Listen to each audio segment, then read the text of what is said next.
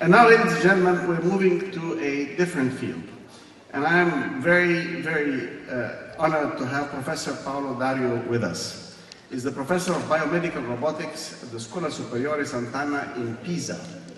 And those, of course, you all know the Leaning Tower of Pisa and the alleged story that Galileo proved that heavy and light weights would fall at the same speed and that gravity is constant by throwing rocks of different weights from the Tower of Pisa. So it is said. It's a great center of learning, and of course we have great professors with us. But he's also a visiting professor at Waseda University in Japan and Zhejiang University in China, and he's the coordinator of the CRIM, Center for the Research in Microengineering, Laboratory of the Scuola Superiore Sant'Anna. He serves as director of the Polo Sant'Anna Valtera and the Scuola Superiore Sant'Anna. And since September 2009, he has been the coordinator of the newly established Center of Micro-Robotics at the school and the Italian Institute of Technology. The main research interests are in the field of medical robotics, biorobotics, mechanotronics, and micro-nano engineering. And he's been the president of the IEEE Robotics and Automation Society in the years 2002-2003. And he's received so many awards, including the Elberger Award, but I'm not going to cite them all because I want to give him time to speak for himself.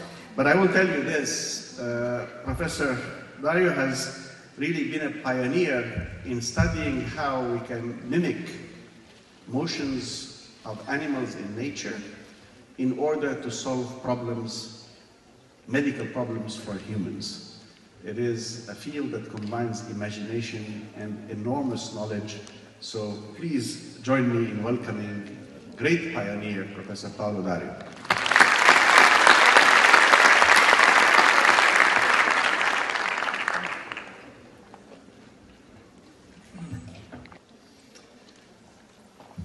Thank you very much. Of course, it's a real privilege, an honor, a pleasure to be here.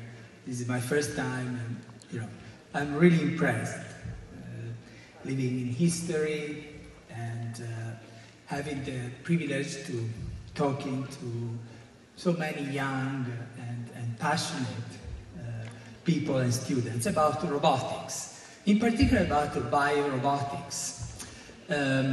This morning there was some, let's say, point that was raised about the issue of biomimicry.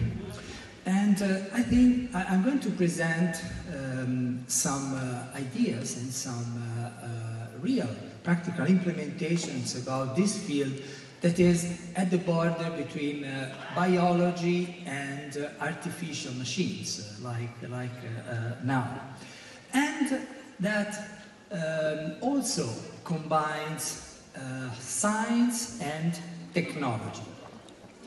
So, first of all, what is biorobotics and why we can define and we can say and talk about biorobotics, science and engineering? First of all, we are addressing biological systems. And in order to do that, traditionally, biomedical engineers, for example, have used engineering analysis and modeling methods with the goal of developing artificial systems, for example, surgical robots or rehabilitation robots, to improve the performance of biological systems. So understanding biological systems in order to develop better machines.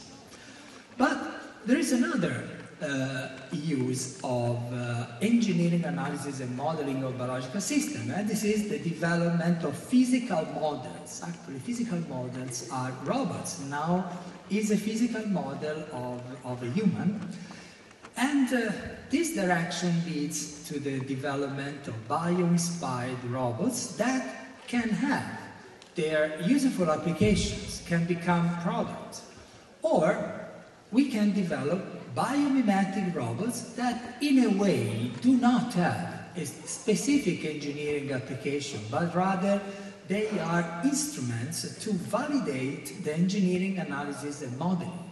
So they are scientific instruments. So In biorobotics, we have science because we are using robots to discover new principles, and we have engineering because we are using robots to invent new solutions to a wide range of problems. In particular, if we consider the traditional approach, scientific approach to problems, let's say the problem of manipulation, we know that we formulate some hypotheses and models, and when we do that in the neuroscience, what we do is we develop human models, we develop word model, and we develop model of the interaction between the human model and the word model. Doing that, we introduce some approximations, so this is why sometimes in the past the neuroscientists used, and still now, animal models as a substitute of human model to understand the relation between a living being and the world.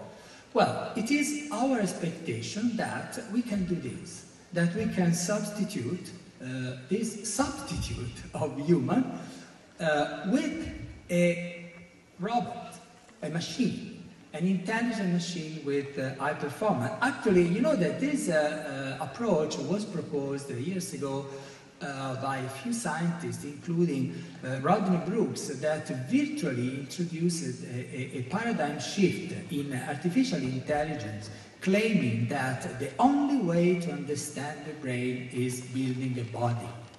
And this happens in the 80s, and this was the end of the traditional approach of pure logics to understand intelligence. Rather, the approach, of course, this is not died, this approach, but the new approach is more and more understanding brains by building bodies. So this is really the role of biorobotics science. It is building a body to understand the hypothesis and model and to make experiments using these robots so that the model can be validated. So this is the idea about biorobotic science. And this can be done not only in the field of humanoid, but can be done by investigating virtually any species of biological systems. For example, even a worm, making a hypothesis and model, building a robot, a biomimetic robot, making experiments and eventually validating the model. Incidentally, the fact that this approach is now recognized as a scientific approach is demonstrated by the fact that an increasing number of papers using robots exactly in this way are published on Nature and Science, essentially demonstrating that this is a sound approach.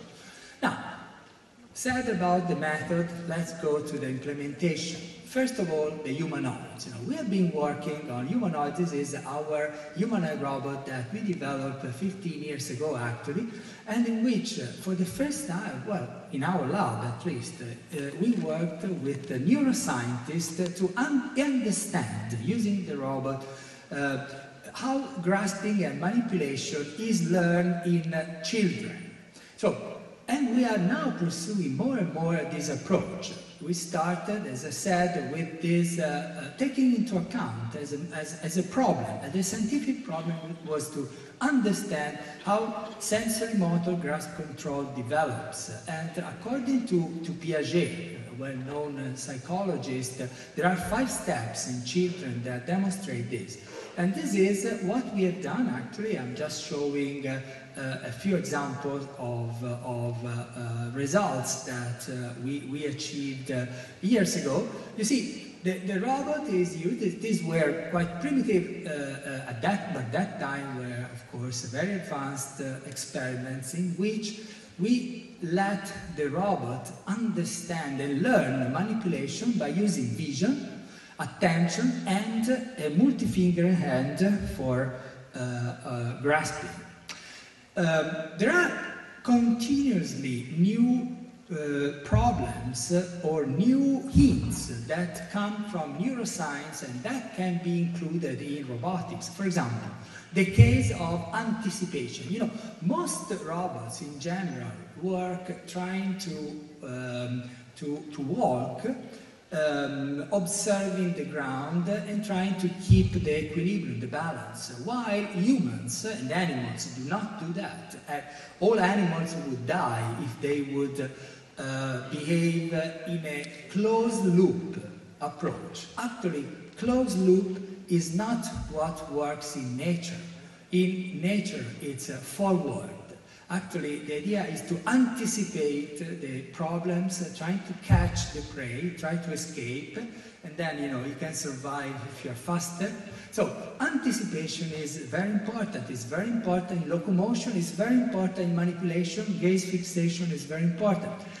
We just started a new project, a European project in this, and together with neuroscientists like the group of Professor Alain Berthoz, who is the person who essentially conceived this idea of anticipation. So we are going to use this platform, and we are trying to improve dramatically the performance of this platform by using this kind of neuroscientific model. So this project is just started, so we don't have at this time extensive example to show, except the fact that we are implementing these models in some subsystems like manipulation. So this time, what we expect to do is to introduce a sort of discontinuity in the behavior of robots, of humanoid robots, using inputs, using knowledge from science, so essentially predictive behavior. The very important role of the vestibular system. Most robots in the past did not have any vestibular system. While the vestibular system is a key in all animals, in all living systems, is our reference platform for all behavior. But since it is hidden inside our head, it was as a sort of lost sense. But of course, neuroscientists know that very well.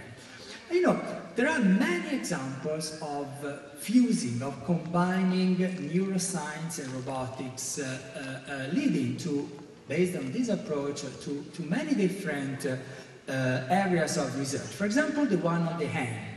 We know that the hand is important for reaching, for grasping, for manipulation. It's also important for exploration. It's important for gesture. The dream of many researchers has been to develop prosthetic hands that could be connected to the human body so that they can be felt by the brain as a natural part of the body and could be controlled directly by the user brain by means of real-time decoding of reference signals.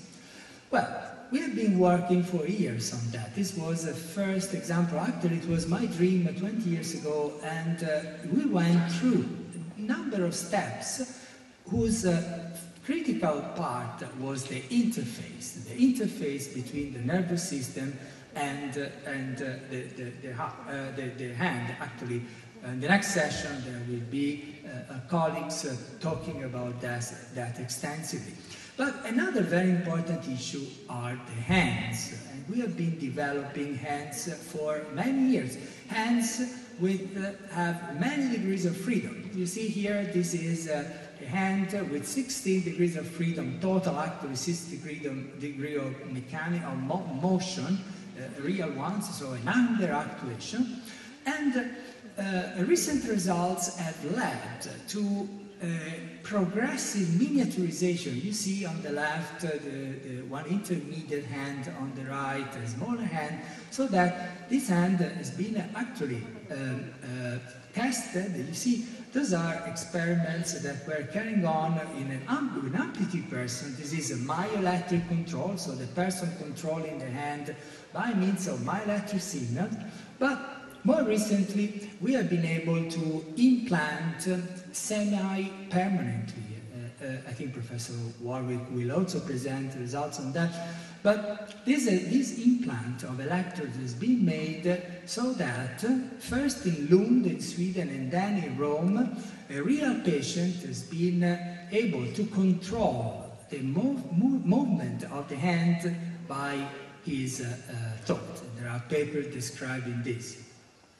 Also, Very important is the field of neurorehabilitation. You know, robots have been used for about 20 years, actually 30 years, as tools to help scientists, the neuroscientists, to understand how the motor cortex codes the kinematic and dynamic upper limb movements.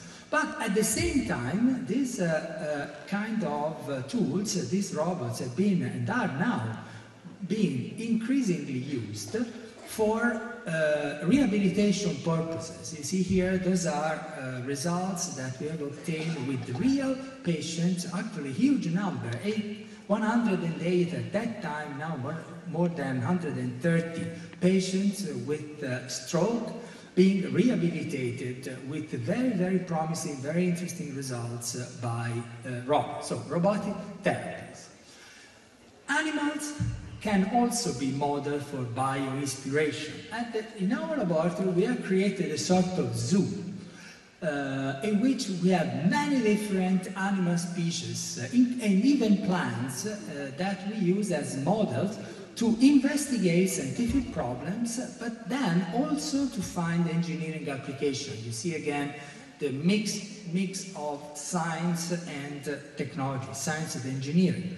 For example, the worm. The worm is a very, I would say, human animal, but it can be investigated using engineering principles. So, for example, modeling the mechanics of locomotion, and actually as also developing, as you see, the counterpart. You see, and using the counterpart to validate models, also to understand, as we did here, the role of seta. You know, seta are sort of small, very, very small legs that the animal, the worm, is using. You can see these small black pins. And, by the way, you see that we published this paper on the philosophical transaction, the Royal Society of Mathematics, Physics, and Engineering, so it's a purely scientific journal. But then we built artificial setae, and we used this setae to understand, to investigate the role of friction in locomotion. And so, taking hints from nature in order to understand, for example, like in this case, the role of friction, the anchoring model, or the Coulomb model, so different scientific issues, and developing different technological solutions. Now, these technological solutions have been used to develop a very, very practical solution to a very important clinical problem, you know, the problem of colonoscopy. All of us know that colonoscopy is very important, especially after 50s, as an examination for detecting colon cancer early.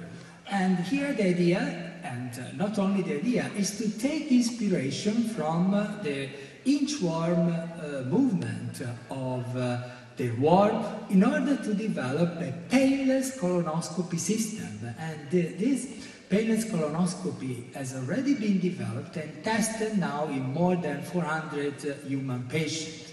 So, once again, the link between science and engineering. Well, beyond the worm, well, going from the worm for colonoscopy to a capsule for the endoscopy of the entire gastrointestinal tract. So the idea is swallowing a pill and using the legs to move. So we developed a model for free body kinematics, then we developed a number of solutions, including multi-legged solution. You see here if I am able to show, yes. Here, this is the approach that, the engineering approach of leg locomotion. But recently, we moved from leg locomotion to magnetic locomotion. Actually, we are using leg locomotion too. You see here is an animal experiment in which you see the capsule inside the colon levitating by means of a permanent magnet that is moved by the robot. So essentially, the idea is to have this capsule moving inside the body of a person by means of the external, the control of the robot. You can imagine how the robot can be fine in control. In fact, we have now a number of applications that are coming, including clinical ones from a new generation of capsule like this. And then you can think like for swarms in animals. Well, why should I have just one capsule? Maybe I can have more capsules. And this is the basic idea that led us to the development of a new kind of surgical procedures in which a person is swallowing many different pills. These pills can be assembled so that a new tool is built in the body of the person.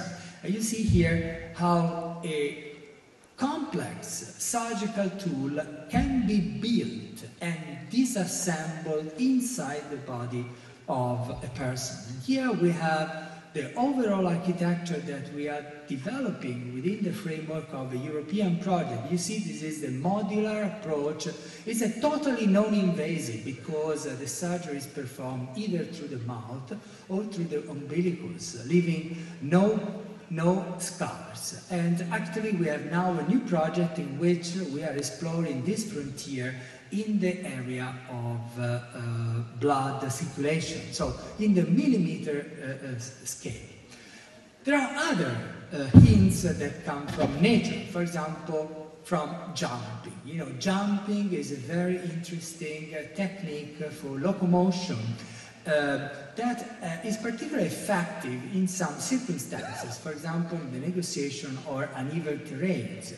And in order to explore this, so you see, better understanding from an engineering point of view the biological mechanism of jumping, but also taking lessons from this in order to develop jumping mini robots. And the potential outcomes are many in different fields. So we have analyzed different jumping insects. There is, we talk about biological diversity, huge variety. We selected two because they're easier, have a very interesting jumping performance, and we have raised this. By the way, it is quite interesting maybe to observe that we are doing this in an engineering laboratory, just to show the interdisciplinarity and the transdisciplinarity of this research. And the same can be done with mosquito. The jumping of mosquito is extraordinary from an engineering point of view. So those are very, very effective mechanical solutions that we are very much interested in imitating. So we have started by performing numerical analysis of this behavior. Essentially, what we learned is that the mechanical structure, there is not much intelligence in these animals, but there is a mechanical intelligence. It's what is now called embodied intelligence. It's an intelligence that is the result of mechanical solutions, so the bones or the legs and the muscles, the sensors, and of course the brain, especially the peripheral, the neurons and so on. And of course we have developed a jumping robot. I don't have time to show everything, but actually we have written very nice papers because we discovered something that was not known before. That is, for example, the fact that acceleration is constant during the jumping phase, that biologists have not observed. So we have observed together with biologists this new knowledge. And then the lamprey fish. The lamprey is a prototype, is a vertebrate prototype, has a very important position in evolution. And it developed all the basic features of the vertebrate nervous system. You see there the lamprey 530 million years ago, and then the salamander also. And what is very important is that both possess at a very nice level, without legs and with legs, without legs the lamprey, with legs the salamander, the same spinal locomotion system of the central pattern generator that we find in cats and humans. So they are very, very important say research to perform. And you see here, this is our team is a mixed team of neuroscientists and roboticists. We work together, and we are working, in order to investigate, in this case, the transition from aquatic to terrestrial locomotion. You see, this is a paper published on Science describing exactly this, how the robot, together of course with the real animal, can be used to elucidate this kind of issue. You see here again the role of embodied intelligence, the reflex, and how different technologies can be adopted to fabricate these artifacts. You see here, by the way, this is a patented technology. We sold the patents to two big companies. It's a new kind of very high efficient magnetic motor that we have developed to actuate these sorry, I hope that this video works. Yeah, more or less. Okay, yes. So you see, this is a quite complex behavior of the salamander that then is also swimming. You see, wireless, by the way, and those are again preliminary experiment, but with a very, very sophisticated scientific model behind it and technological solutions. Then the octopus, I'm almost going to the end. The octopus is an extraordinary animal, by the way. It's very good also to eat, incidentally. In Italy we like it. In the US I know you don't, but this is a big project that is aimed at investigating the octopus as a paradigm of embodied intelligence. You see, the idea is adaptive behavior is not just controlling computation, but is really the emergence of this complex and dynamic interaction between the morphology of the body, sensory motor control, and environment. And you see, this is the basic idea. The nature of the human mind is largely determined by the form of the human body. So this combination of mind and body is something that is now widely accepted. So, first of all, understanding and analyzing the behavior of the octopus. I just have a few videos here, but again, it's quite impressive. Our octopus open jars very, very quickly to get food inside.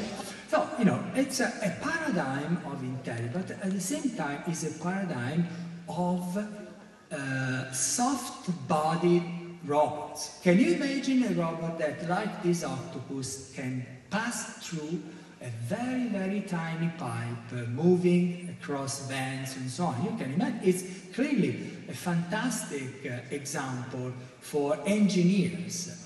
And so it has no rigid structure, virtually infinite number of degrees of freedom, can bend in all directions.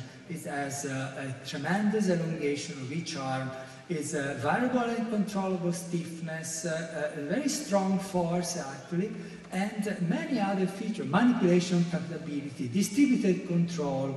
So a very, very interesting paradigm for new science and new technology. So we are ready after 1 year of the project. We are investigating the anatomy of the octopus arm with the longitudinal muscle, transversal muscle, the oblique muscle, and building analogs. Those are preliminary work of soft actuator, and those are just a few preliminary examples of how we pursue this goal. So, in conclusion, it is clear that biorobotics is really a fascinating challenge for interdisciplinary research. It's important to combine neuroscience model and robots, but it is very important to do more. That is really to incorporate neuroscience model into new generation of jointly designed robots, so that after validation, because this is the idea, better technology can be developed, leading to many new applications, and at the same time also new science can be obtained. Incidentally, for engineering students, this is very important. Actually, in engineering, in robotics, we all know that the impact factor of engineering journals is like 2, maybe, or less. The impact factor of biological journals is twice, 3 times, 10 times, and so on. So it's also very, very useful for academic career, this kind of collaboration. This was mentioned this morning. I repeat this for students. Working in this field is really very, very interesting. So the real conclusions are that science-based robotics has the potential to generate disruptive and non-incremental innovation. That's a very important lesson. In general, this is the secret. I'm saying this here in Alexandria, in the Bibliotheca, where knowledge was stored first by humankind. All different kinds of knowledge. Working just in a small area is stupid and is no longer really effective. I think, of course, it's important. I'm exaggerating, I'm provocative, of course. But it's very important to bridge different cultures, to make progresses that otherwise would be very difficult. So this is a secret, it's always been important, it's more important now than in the past. The extreme variety of behaviors and function solutions that can be found in the biological domain are an endless source of inspiration for engineers. It's a tremendous amount of engineering solutions that can be found in nature. And at the same time, robotics is a very effective tool for biologists to address problems in a different way. So use robots as tools for investigation. It's very, very important, and it works. Biorobotics is attractive. You're seeing now, and you can imagine how many students we have. Actually, my team is about 140 people, having a lot of fun, I can assure you, working and playing with fish, birds, crickets, and of course, real robots, and can bring to many industrial applications. So, thank you very much for your attention.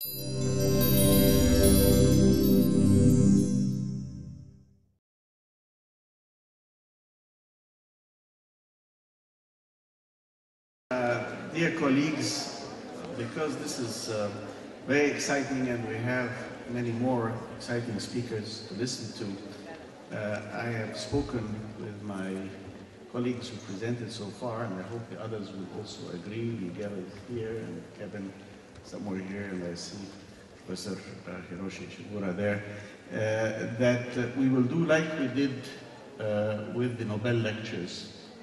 And at the end of the second session, we will have a panel, and we will have questions. Please, as much as possible, questions in writing, because we find them repetitive, and we add them, and we put them up, and we will present them so that our participants can answer your questions. Each of our distinguished speakers and pioneers has a distinctly different approach to what we have been discussing. So I'm really exceptionally proud of the fact that the program for biorobotics this year is really incredibly rich by the quality of the people who are here. Our next presenter is Professor Hiroshi Ishiguro, and you may have seen segments of his work that have appeared on BBC and CNN. He's a professor at Osaka University, and he is a very distinguished professor who received his doctorate from Osaka in 1991. He's a professor of the Department of Systems Innovation, the Graduate School of Engineering, and the visiting group leader of the Intelligent Robotics and Communication Laboratories at the Advanced Telecommunications Research Institutes. And his research interests include distributed sensor systems, interactive robotics, and android science. Now, for reasons that some of the material that will now be shown is confidential material and material covered by various regulatory arrangements, we will cut off the webcast, the formal webcast in the picture right now, but people in the audience will have the benefit of that presentation. And really, I've had the pleasure of meeting with and seeing some of the work of Professor Ishiguro, and he has really invented the Geminoid, your twin brother appearing. It's sort of, I suppose, a dream combination when suddenly you open the door and there you are yourself, but not yourself. Well, he has made it happen. So ladies and gentlemen, please join me in welcoming a true pioneer, Professor Ishiguro.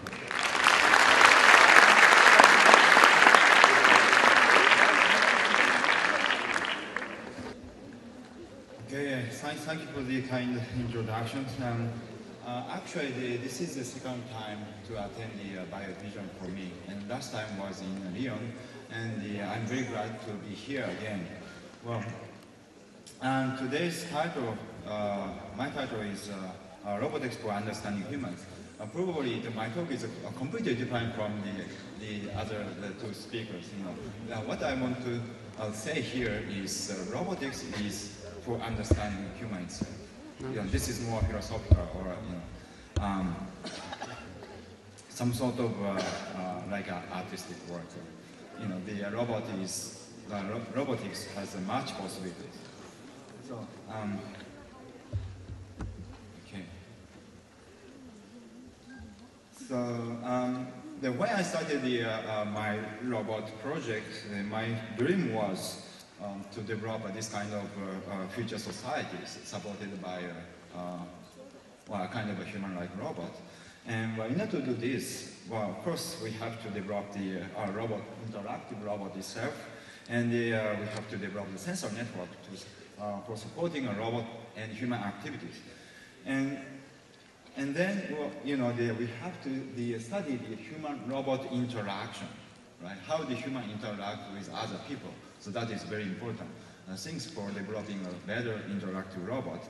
And of course, we need to study about the social aspect of a robot, and we need to perform the field test. And recently, in ATR, I am a fellow of ATR, and we are developing robot-like robots, mechanical-looking robots for giving a service in our daily life. And we could develop this kind of,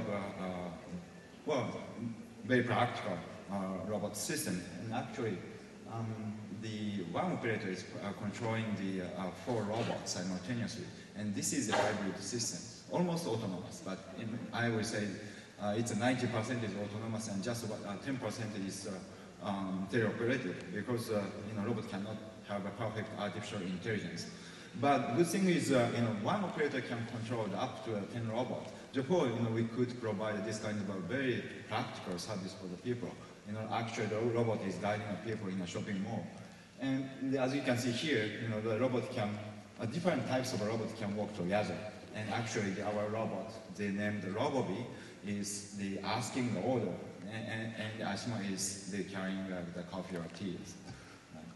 But during this development,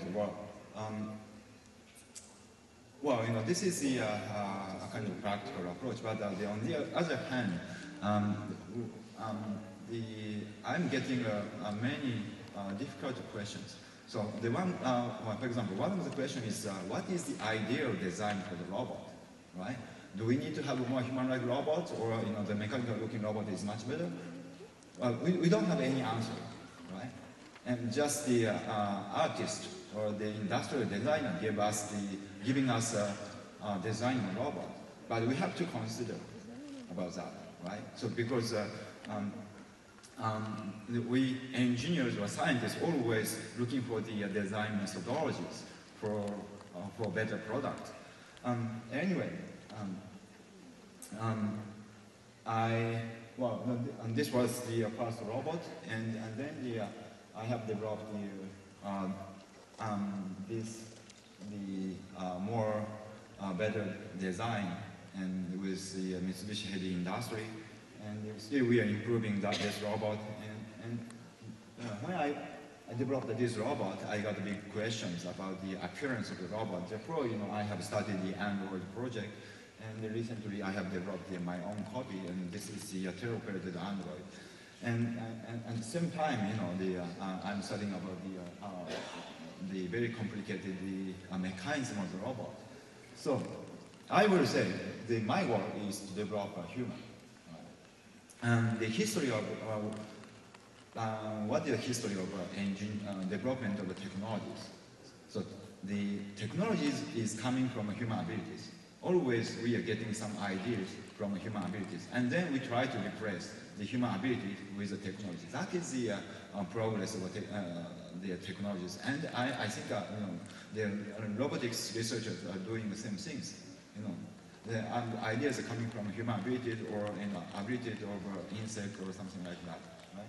And then we are trying to replace that the ability of humans or some natural creatures with the technologies. Therefore, if we have that kind of very fundamental, very simple and fundamental goal, that is to make a very human-like robot, we face many fundamental issues. For example, the appearance and the movement, perception and the conversation, and the human-like developmental process. So as facing to these fundamental issues, I have developed a new robot, and I want to introduce each of them.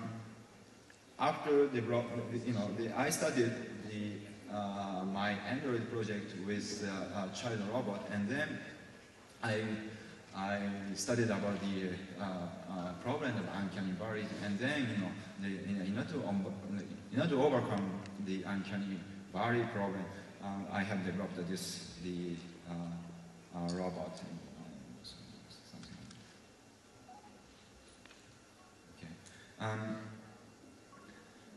As you can see here, this robot is not uncanny anymore, right? However, and I have to mention another thing, that is, I also implemented the kind of the human-like movement. So when you are sitting, you never stop. Your eyes are moving and the bodies are moving, right? So the subconscious movement is quite important for human-like robot, and of course the reactive movement is also important. However, right, I have a friend in medical school, and he is studying about neuroscience. And when he come to see this robot, he said, "Oh, this is very human-like." Right? But just after a couple of minutes, he said, "Oh, probably that this is a brain-damaged person." There's something wrong, right? Because, of course, we don't know the mechanism, how human generate the subconscious movement, right? This is the engineering approach for making a copy of a human, the subconscious movement. Right? So, therefore, I have started the collaboration with the neuroscientists, and actually, we are studying how the human make a subconscious movement, and based on the neural networks, and we are implementing that kind of neural network for verifying the human likeness about the subconscious movement. And then here, right, if we tap so many times, usually we get angry, right? But this robot never get angry. That's quite strange, right? Because the robot does not have a mental state, right? So, and then I have started the collaboration with the psychologist, and the psychologist, giving me some ideas on how to develop the human-like mental states, and we are trying to improve that. So this interdisciplinary research approaches called the Android science, right? So in order to develop a better robot, so we need to work with human science, the neuroscience and cognitive science. So that is the future of robotics, I think. So if we have this kind of a very, the human-like robots, we subconsciously feel the human likeness to the android, right? However, it is obviously different from humans. So if we talk with, right? If we talk with longer, right? The android cannot answer to cannot follow the long conversation because we don't have perfect technologies for the artificial intelligence. So my solution was to develop the teleoperated function for this robot. And actually, I have developed my own copy, and this is the Android, and I'm, and they're talking through the internet. So what I'm doing here is just watching 2 monitors, and the computer is tracking the lip movement and facial expression and head movement, and sending to this robot. And eye movement and this for other, for example, the subconscious body movements, they are autonomous, and this is a hybrid system. So, but interesting thing is, once I start to use this robot, for example, the 5 minutes. If we have 5 minutes conversations with visitors, so I can adapt to this robot, and I can naturally recognize this robot body as my own body, and of course, the visitor, they can concentrate on the conversation with this robot, and he naturally accepts this robot as myself. Right? This kind of things happen for the other operators.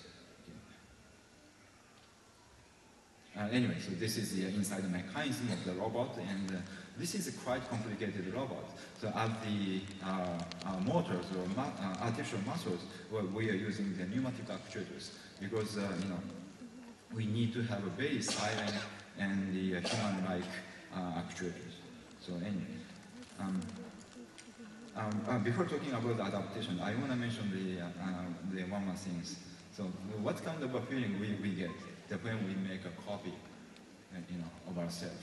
Right? Actually, when we see this robot first, and when I see this robot, static robot, it was like a 3D mirrors. But when my student implemented my behaviors, I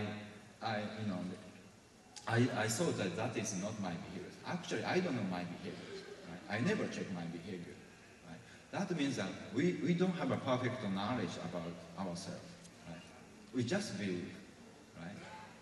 I just believe I'm properly behaving, but actually I don't have the perfect knowledge about it. I don't know my behaviors. So that was the most interesting finding in this project. Anyway, so this is an example of adaptation. If someone pushed a chip like this, then I could virtually feel something. Right? I could have the virtual tactile sensation. So and this means that, so once we start to talk, and once we recognize this lip movement is for ourselves, right? And the other modality, they also well, they're connected, right?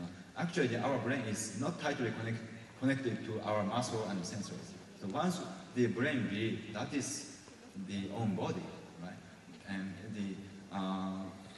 the brain can have a kind of a virtual feelings like this. Okay. Probably, I hope you can guess what's happened here. And let me give you another example. And she's the newscaster, right? She is controlling my body, my Geminoid body.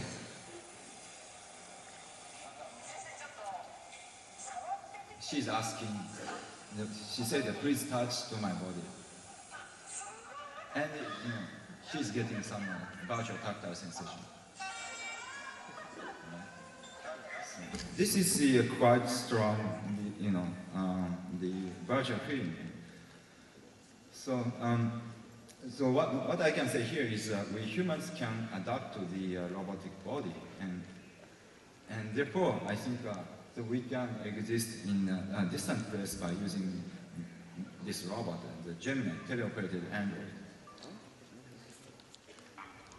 Okay, and for example, well, actually I'm running the meetings by using this robot, and I'm working in Osaka University usually, right? But this robot is in another research institute, ATR, in Nara, and it's 2 hours by train, right? But if I use this robot, my student can feel my authority. Right? So, student does not have any problem. But problem is, the president of ATR, he said, he cannot pay for me if I use this robot. So we need to change the role. Right? But well, I think everything is here, right? So my appearance and movement and while they're talking, everything is here, and nobody checks what happens in the inside.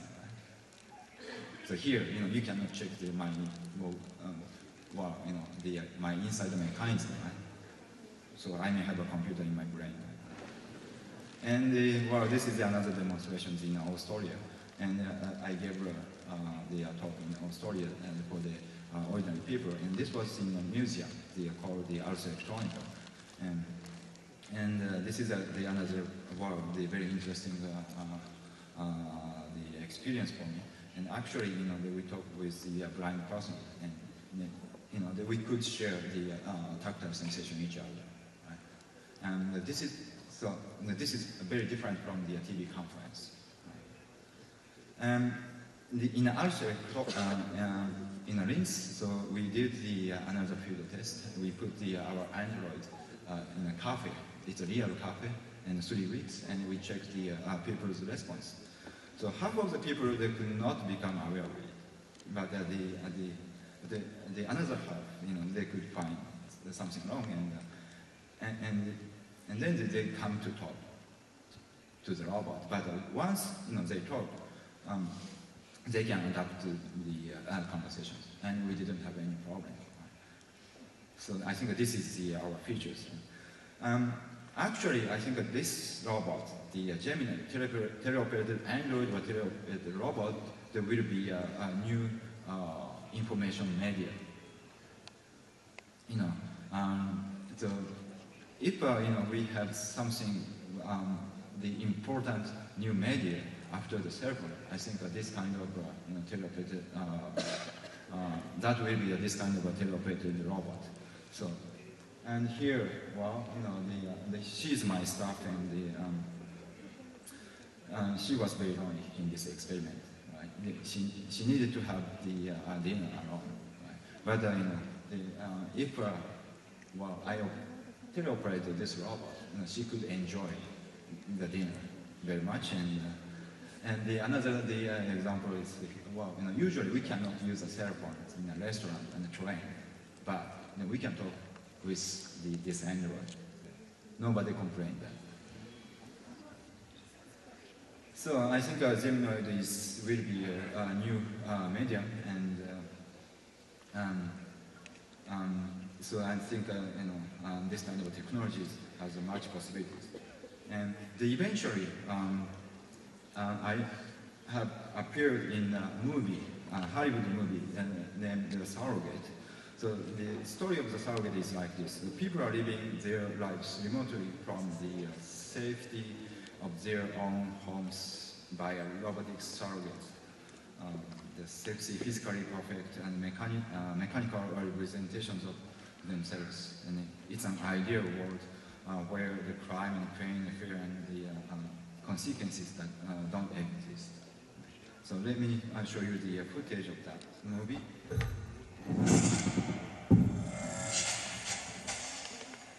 Robotic human surrogates combine the durability of a machine with the grace and beauty of the human body. The central idea of the story is that we can live life vicariously through these robots. Every sensation, every imagining, every thought gets transmitted to the surrogate, and the surrogate responds. Take a seat in your STEM chair, and just with the power of your mind, you can control your surrogate and send it out into the real world. The more you can ground even science fiction in real science, the richer you can experience the audience. So we did research on some of the basic underlying technology, what is involved with surrogacy. The interpretation of getting brain signal on simple tasks is to some extent worked out. Surrogates is not that far off the mark of what kind of technologies are emerging today. We're laying the foundation for this based on current sciences. Welcome to the future of technology. We build robots you can control from anywhere, and the point is you can be on the other side of the world, and you can drive the robot around and talk to people. From your computer, you can see what it sees through its eyes, and it's got sound, so when you talk, it talks, and when it hears something, you hear it. These machines will do everything for us, all in one machine. You do something at your location at your home, and the other robot copies you. It's limited technology, but eventually we'll get there. You can be virtually present through a robot. You can already do that. And from there, it's just a matter of making those robots more sophisticated and more lifelike. And you can start doing things that you would never physically be able to do because it's too dangerous or too far away. So, let me stop. In the movie, there are several interesting things. The first is the scenes in the movie, and there is beauty shops. There are beauty shops for the surrogate robot. So surrogate robot is same as the makeup or dressing. It's a natural extension of makeup or dressing. And then another interesting scene was in the surrogate shops, things like cell phone shops. So today everybody has their own cell phone, but in the near future, everybody may have their own surrogate robot. The conversation was also interesting, and someone said that you are similar to your surrogate, but this is wrong. The ATR, the president of ATR, where I have developed the Geminoid, he said, Professor Ishiguro, you are getting similar to the Geminoid. That is wrong, right? So I have my identity. Gemini does not have my identity. But in the near future, the surrogate robot may take your identity. So then, someone says in the movie that I want to know truthful yourself, and where is your mind? So, if we replace the human appearance and behaviors, some sort of the human-like mechanism with the machines, someday we may we may have this kind of questions. But this is, I think, the purpose to survive in this world. Right? Why we are developing the technologies? Because we want to know what is humans through the technological development. And actually, the surrogate movie was a movie, and that was not perfectly perfect representation of our future. Right? What was wrong? What I want to say here is, actually the actuality is more singular than the scientific movies. What I want to say is, the surrogate movies, the robots or surrogate robot, they couldn't have a very human-like facial expression. Their facial expression was less than the real human. But actually, that is wrong, right? If we spend a lot of money, so we can develop better Android, and the Android can have a more human-like facial expression. So how do you think about this kind of, the sorrowful or crying Android, right? So you can lead some very human-like the emotion. And if they will represent the death, human death by using the Geminoid, right? We completely forget about that. That is a robot. That is Android. We just feel, the human likeness. And if we see this, the pictures, so we strongly feel kind of humanity. Right? And don't take a picture of this, right? And this is a confidential part. And if we see this assembling process, right? So again, we can have a very strong impression about humanity. And probably, we need to do some more the artistic work because the engineering is quite limited, right? So you need to understand why we feel some, we feel strong the humanities from these pictures. I think it's important to work with artists. So the good art, give us the very strong impression about the humanities. So same things happen here, I think. So I see, so androids are more human-like than the humans. But the question is that can androids exceed the humans? So that is my current challenge. So the last month, I have shown this new Android. This new Geminoid. Actually, this is the Geminoid, and this Geminoid can have a very human-like facial expression. The Geminoid can have a smiling face and some sad face. Right? And so if we hire the professional persons for the teleoperations, and if we develop the very social behaviors, right? We may have a very human-like Gemini, and that Gemini will be better than the ordinary people. Right? That is the challenge for the maximum design. And another challenge is minimal design. When I developed the Geminoid, and I asked many people to operate the Geminoid, and actually, as you have seen here, right, the woman could teleoperate my Geminoid, and she could share the virtual feeling. Right? She could have a virtual tactile sensation when I touch to the Geminoid body. That means we don't care about the appearance. Right? After the 5 minutes, after talking, right? So we just forget about the appearance, and we naturally accept the Geminoid as herself, right? So, but still, I think it's important to have a human-like, something human-like appearance. So my challenge is to have that minimum design. And today, I have that, the model, but don't take a picture of this. This is very confidential. Don't take this picture. Don't take that. Well, we need to have a very strong reason why this is the minimum design for humans. Right?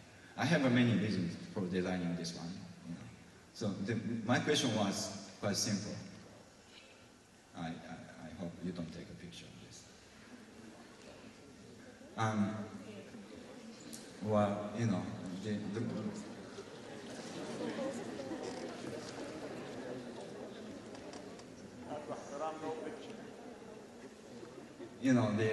the question was quite simple.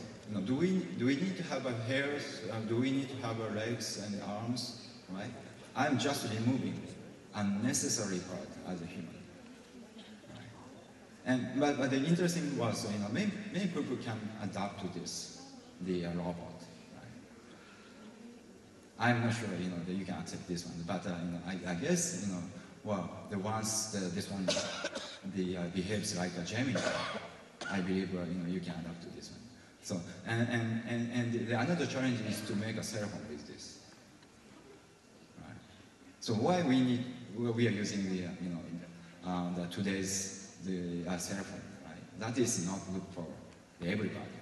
But if we develop a very human-like, a kind of a human-like cell phones, so young children and elder people, they can easily use the cell phone. I'm very sure, we are going to use this kind of a design for the cell phone, and that will change our lifestyle again. That is my, challenge. Again, I think. So the appearance is not important as a human, but maybe someone said, well, maybe we have a heart. Heart is more important for the humans. But then, I did this challenge. This is the robot dramas, robot play, and I worked with the Professor Orisa Hirata. He's a very famous scenario writer, and he said, the actors, well, they do not need the heart. They don't need to have the human-like heart, right? And the actor is a kind of the robot. He will say like that. Therefore, I could work together. And actually, when we have shown these robot dramas, the audience, everybody said, they could feel the human-like heart. Right? So both the humans and robots can have the human-like heart, but the same time we can say both the humans and robots do not have the heart, right? So nonetheless, we believe a human is different from the robot. What's the difference? That difference is the principle. What the fundamental difference between computers and the biological system? I think that is that is how to use the noise. Actually, the supercomputers takes, for example, the 50,000 watts, but the human brain, just take 1 watt. So because the human brain is utilizing the noise, it's a noise-based control. Noise is everywhere, in all levels, the molecular levels and cell levels and the system levels. Right? But for controlling the computers, we need to make a clear digital state, 0 volt and 5 volt, for spending a lot of energy. Right? And now I'm working with a biologist, Professor Yanagida. He has found how the human muscle moves based on the noise. And he developed these fundamental equations. So difference is that this is the traditional equation for the model-based control, but actually the biological system is utilizing a noise and making a balance between the noise-based control and the model-based control by referring to the activities. So I don't have enough time to talk about this detail, but if we develop this very complicated robot like a human arms, actually the robot this robot has a human-like bone structures and the muscle arrangement. So usually we cannot apply any traditional control theory. However, if we use that noise-based control approach, as you can see here, we can control this complicated robot arm. And of course, we can simulate the bacterial movement. And we can also develop this kind of baby robot, and then we can simulate how the baby then we can simulate the developmental process of an infant. Okay. And we are also studying about studying how the robot runs the multiple modalities like humans. Okay. And then someday I think we may build the artificial humans. So, and the question is what is the remaining thing for humans after replacing the bodies with the machines? So we don't have an answer, but I think that we have three hints for thinking about that. What is humans? So we don't know ourselves, but the others knows better.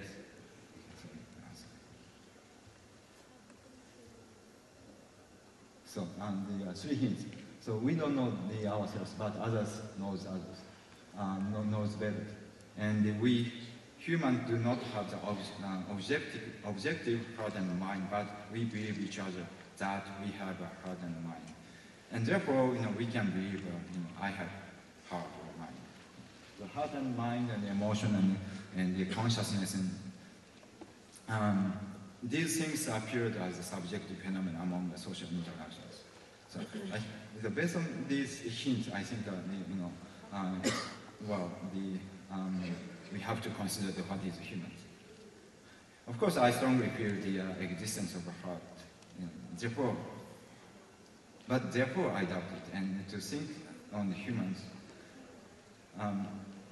is to live as a human. So that is my answer to this question.